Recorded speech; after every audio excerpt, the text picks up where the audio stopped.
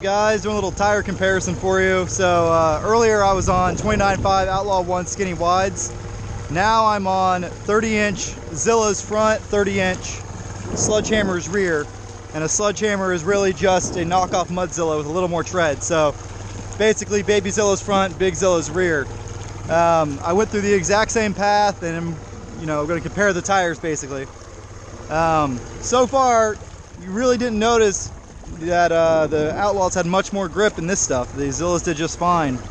On a light bike like a 300, you really don't need that much traction to push it through stuff. So yeah, I get a lot of questions about why I run Zillas on the front with heavier tires on the rear. Well, that's because the same reasons the factory gives you wides on the rear and skinnies on the front. The front suspension and drivetrain will never be as strong as the rear. The CV joints have to deal with turning as steering as well as rotation, right? And also the ball joints, you have to be able to turn the knuckle. So the ball joints are weaker and the CVs are going to be weaker on the front of a bike. So to maximize reliability, you really want a lighter tire in the front. Also steering. The lighter your front tire is, the better the bike will steer. Also wheelies. The lighter your front tire is, the better your bike will wheelie. So there's a ton of benefits to running a lighter tire on the front, and you only lose a little bit of traction. That's why I always do it. On bikes that the weight matters. So one thing you'll notice is even though I'm running 30s instead of 29.5s, which are really like 28.5s, the bike doesn't float near as much. That's because I got 14-inch wheels in the front, so that helps it sink. And in the back, I'm running skinnies instead of wides. This tire setup is about, I don't know, 10 pounds lighter per tire and wheel than the other one, but even still it doesn't float as much because it has less displacement. It's a little easier to balance without the wides in the back. I couldn't do this before. The back would float up and tip over. Lake is looking nice today. Oh, I also just changed the front axle on the 300, but that got rid of my clicking noise, but I still have some noise coming from either the diff or the transfer case. To Travis, I might have to steal a transfer case from you. I'm just gonna run it until it breaks though, obviously. We'll do a nice wide turn here, go out deeper. Also, a lot of people are like, oh, you're crazy for riding in that lake. There's alligators and snakes. You're right, there is alligators and snakes, but I'm on a Honda and they're scared of it.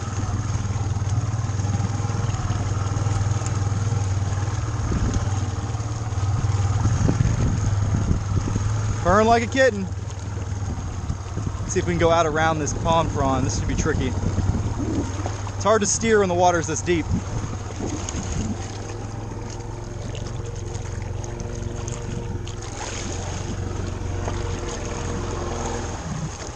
Oh yeah, we made it. Alright, we're in the middle of the lake now. A lot of people ask, is it floating? No, 300s don't really float unless you put dualies on them. The only bike I have that'll float with 4 regular tires is my TRX 250 two-wheel drive.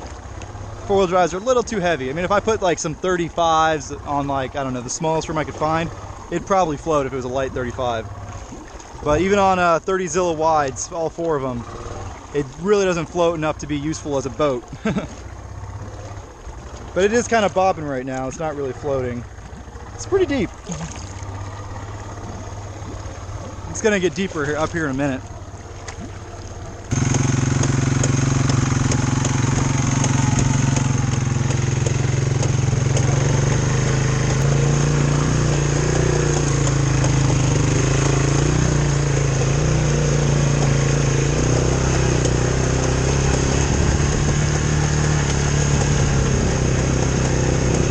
Alrighty, just put a new U-joint in the 300 and test it out. I think I got a CV joint popping as well, so time to work on the 300 today.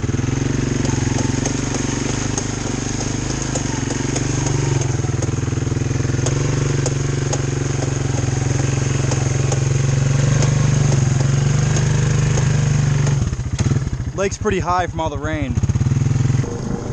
Everyone asked for some Honda videos, so I figured I'd go drive the little 300 around in the lake. Woo, it's floating a lot. I need to get rid of these freaking wide tires on the back. I'm also trying to wash it off from Holopaw. This is how you wash your bike, guys. Purring like a kitten all the way underwater.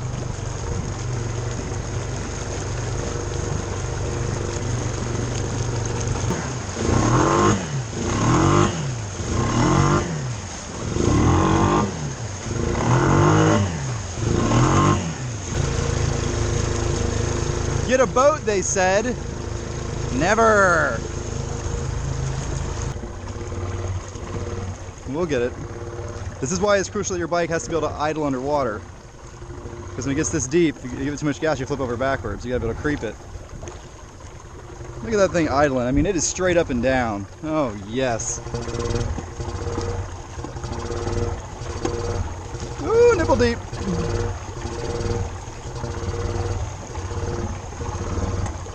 All right, so the engine's fine. I just need to figure out what this front end popping is. It's probably an axle. It's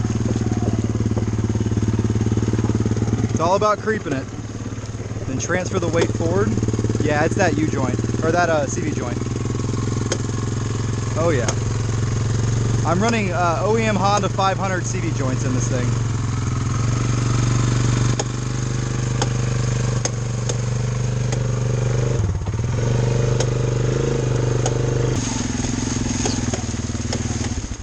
This might be a little hairy to cross.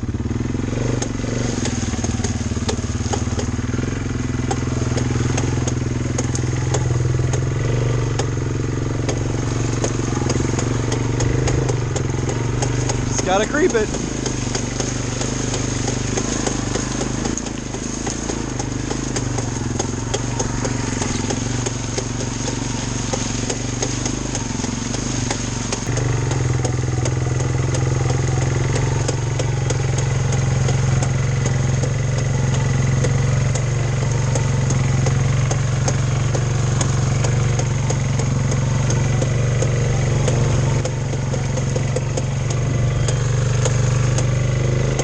Some new boots and grease. The axle was fine, it just had a tear in the boot, so I had some sand in there.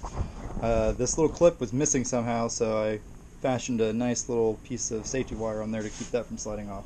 It might work. Rebuilding axles is key though. You could throw it away and put a cheap aftermarket, then it breaks 2 rides later. I like to maintain the old Honda rusty quality.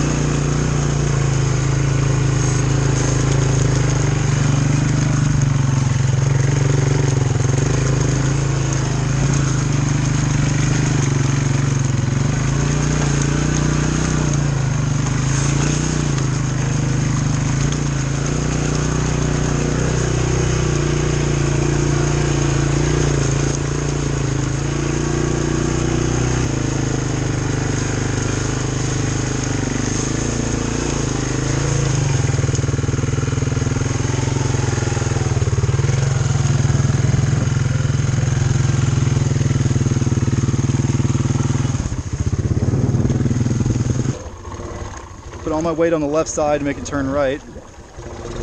There it goes. Do you goose it and it turns? Oh yeah. There we go. It's pretty deep, so I'm standing on the bottom now.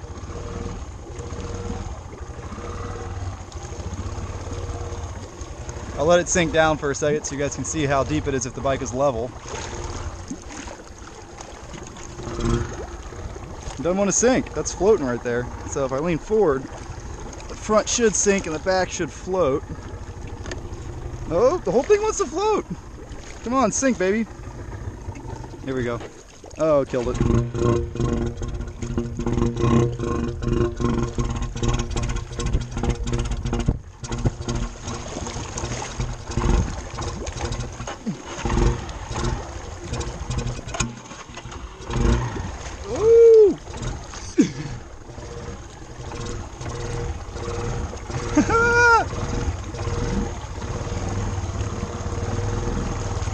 I'm just like hanging off and the bike's just dragging me behind it. Ah!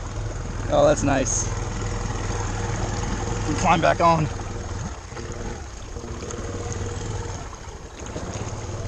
Back spot I climbed up last time. See how she does.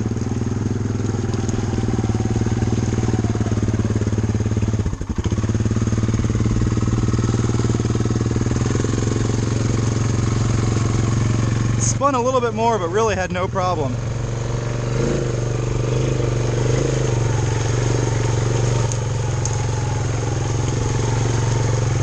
You do notice a little more wheel spin with these tires, but as long as you're careful with it, you don't punch through.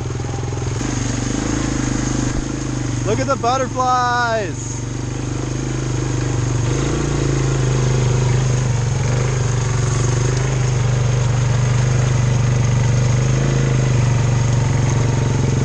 punching through a lot more right here.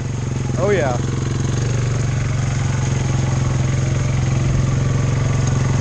Yeah, definitely noticing a difference right here. Outlaws are way better in the soft weeds.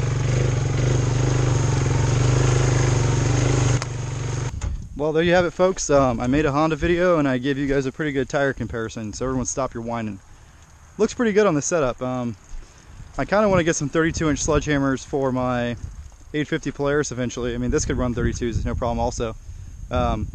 But I got a pretty good deal on some 34-inch Moto Bosses, and I've always wanted to try those despite how heavy they are. So that's what's going to go next. Those should come in a couple hours. I got to find some rims I like though. I need to find some 16 by 7-inch wheels with true 5+2-inch back spacing, which looks like they may not exist. So I may have to get some custom Steelies made, which I'm not a fan of because they're kind of heavy, but oh well. I got to have narrow offset. I can't stand my bikes being too wide.